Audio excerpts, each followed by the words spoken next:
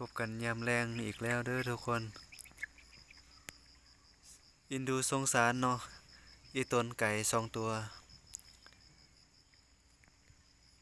บ่ซองได้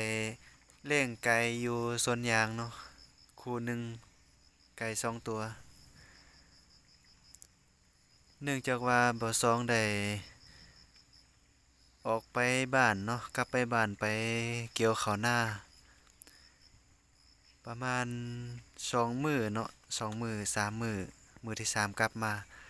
นอน2 คืนแล้วก็คิดฮอดเนาะคิดฮอดน้องไก่เขาคิดฮอดน้องไก่แล้วก็กลับมามื้อนี้คิดว่าย้านมีโจรขโมยเอาไปเนาะแต่ก็อีกจักหน่อยก็ไก่ก็ได้ออกมาเนาะออกมาจากป่าพุ่นออกมาจากป่าแล้วก็บ่าวสองก็ดีใจแรงเนาะแล้วก็เอาข้าวหวานให้น้องไก่เขากินเนาะทุกคน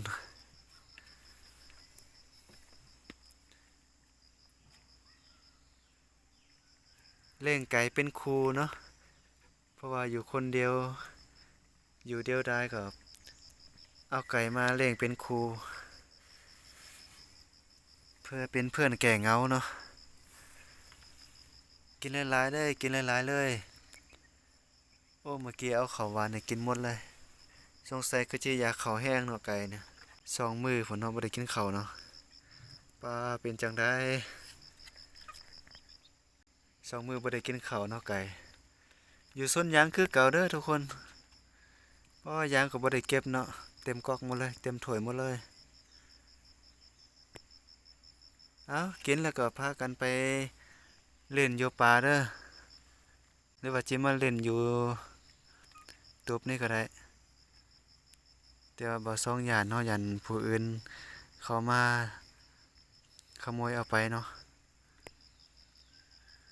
ที่แรกนั้นบ่ซ่องคิดว่าจะรอท่าตอนแลงเนาะตอนแลงค่ำว่าสิกลับมาบ่ไกลในที่สุดได้ยินบ่ซ่องมาแล้วก็เขาก็หิ้วฟ้าวออกมาเนาะออกมาจากป่าว่าโอ้ยหิวข้าวแห้งเพิ่นว่าโอเคประมาณนี้เด้อทุกคนเอาไว้พบไว้พ้อกันใหม่ในคลิปหน้าเนาะคลิปนี้ครับบ่าวสอง Channel ลาไปก่อนสบายดี